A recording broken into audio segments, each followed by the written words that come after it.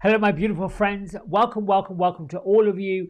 This is your divine inspiration message of today. All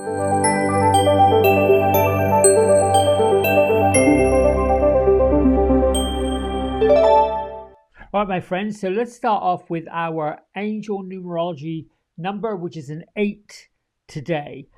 Abundance and prosperity, a day to be coronated with business acumen.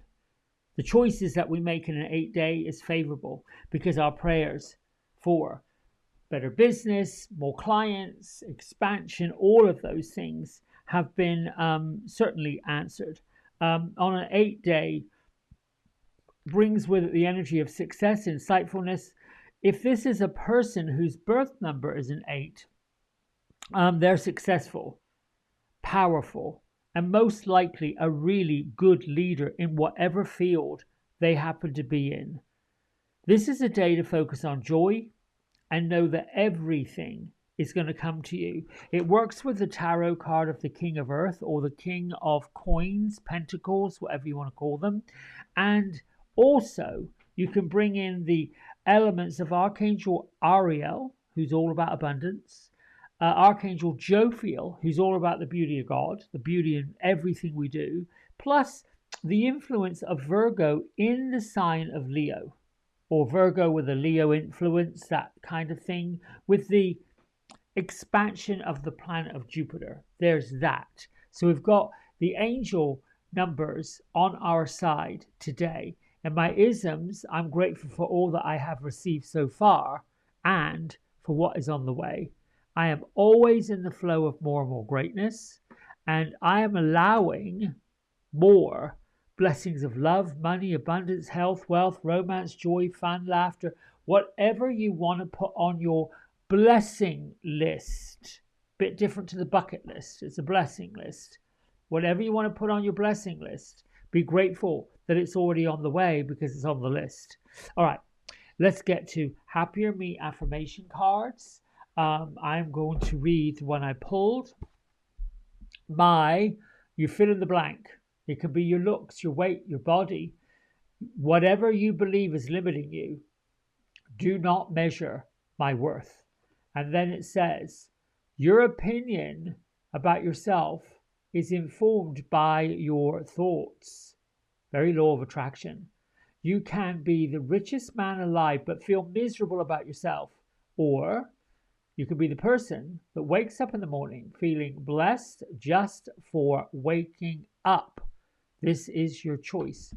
I think I've shared with you, in the last 4 years, since we all got locked down, I've been doing this and it has made a significant difference. I did it before that, but not on such a regular basis, not on a daily basis. That shows every time I look at the numbers of videos I put out there, and I think this is 1,372 that are out there. It shows that that's my personal journey for my own. It puts me on the right foot. It puts joy into my day. It gives me that feeling that I'm not by myself. These spirits help me. All right. For our card of the week, and today's a changeover day, so we're going to have a different card for this week. The 22 Archangel Oracle by Kyle Gray, images by Jennifer Hawkyard, and Archangel Raguel, Waves of Healing. Now, it's interesting to see this because the lights are right down on it, but it's a pale, creamy, light color, which is really the waves of healing. We see the golden light of spirit.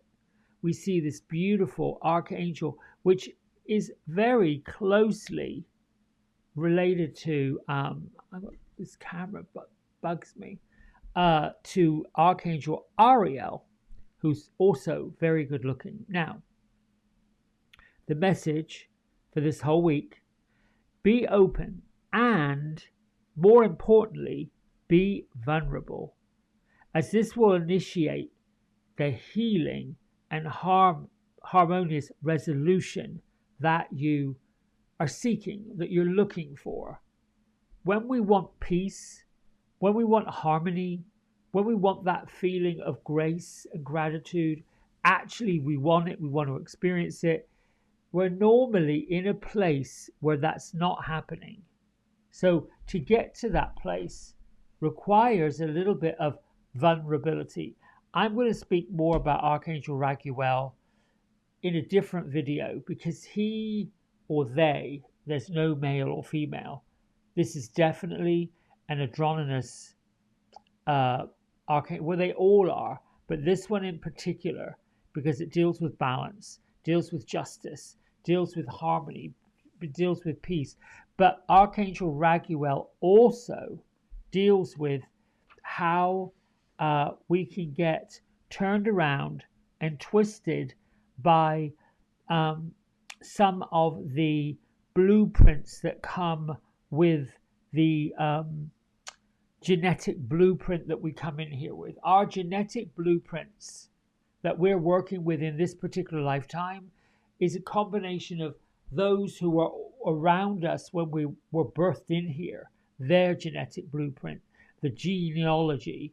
So Archangel Raguel helps to harmonize that, and in some cases, helps to rub off the rough, sharp edges and soften things. But there's another video on that because I'm going to introduce the next step of spiritual revolution, which is all about that.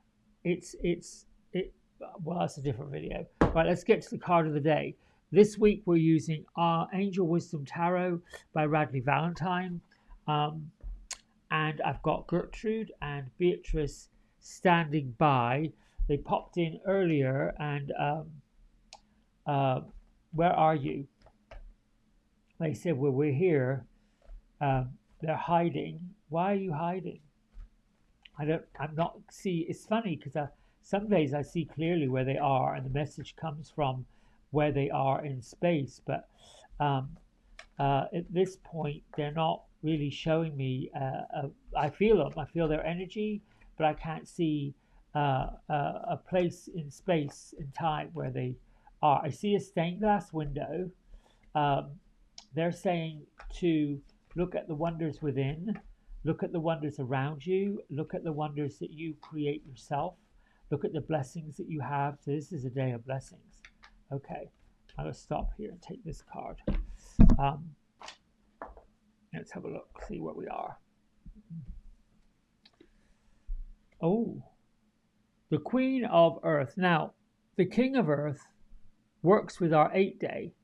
The Queen of Earth is not unlike the King of Earth. You can see the beautiful red gown. She's got money sitting in her lap. She's got everything. This is about being generous, practical, gracious, materialistic, the ability to make anything more beautiful, a love of family and home, a day to be practical about how you proceed, a love of art and beauty, the sensible approach. So, these two spirits need to help me land this Queen of Earth. This has to do with abundance, and Raguel has to do with bringing in harmony and vulnerability to initiate the healing that you may have around your money issues, or around your wealth, or around your prosperity, or around your opulence, or around the idea of opulence. What does that mean to you, and how do you feel about it? Some have reconciled it. Myself, it's been a struggle. I recently discovered that in one of my previous lives, I was a priest, worked with the Order of Melchizedek, and of course, in other lifetimes I've been a monk. It completely explains this lifetime to me of being somewhat single and not having a life partner. It also explains the compassion, the caring of others, the service of others in a, philanthropic way, if you will.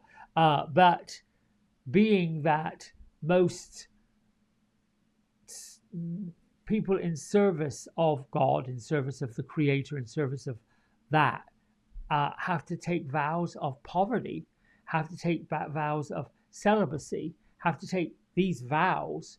And this particular past life person, it's been years, channeled a spirit that delivered all this information to me, and said this particular lifetime that those things would be the struggle, the materialistic struggle, the struggle of overabundance in it, overindulgence in it, overspending, this idea that it's going to run out, this idea that I won't get any more, where that's coming from.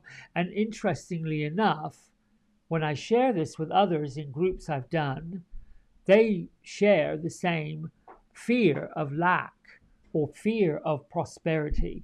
And those are the limiting beliefs that we need to overcome, which brings us to the part about being vulnerable. When we're so used to doing something in a certain way, and we've got these habits that at some point or another define who we believe we are, who we see ourselves to be. That case in point would be any of you that have done any mirror work. Louise Hay was just the master of that. You stand in front of the mirror, you look yourself in the eyes, and you literally tell yourself how beautiful you are, how capable you are, how loving you are, how kind you are. For me, it was a learning curve because I didn't feel that way on the inside. I was being asked to do it on the outside, but I didn't feel it on the inside. There was a disparity going on. And that's where vulnerability is. The vulnerability is that nervousness, that feeling that this is ridiculous. I don't feel comfortable. I am out of my element. I am out of my, whatever you want to call it. This applies also, most definitely, to anyone out there who is carving out an industry, a job, a business, purely from their creative talents. That would be me. That would likely be you. To make a living from things you create is a struggle, because underneath it is this, where is that? It's gone. Oh no, here we go. This card. And it could be my ability to create doesn't measure my worth, or my ability to create is worthy of a wonderful paycheck. My ability to do great things for wonderful people is worth this paycheck. When I was going through my hairdressing training way back when, a business person came to do a talk, and I don't remember the person, I don't remember what they looked like, I just remember what they said. 20% of hairstylists, oh, I know who it was Irvin Rusk of the Rusk product line. 20% of hairdressers make 80% of the revenue generated. Now, Irvin Rusk shared that this can be applied to any and all industries. Your industry, my industry, whatever you're in. 20% of people are making 80% of the wealth that's available. The difference is if you look at those individuals, have already anchored their self-worth in what they're doing. In other words, they went through whatever vulnerability they needed to go through in order to land it. Or they really didn't struggle too much with vulnerability. They just went for it. They just did it.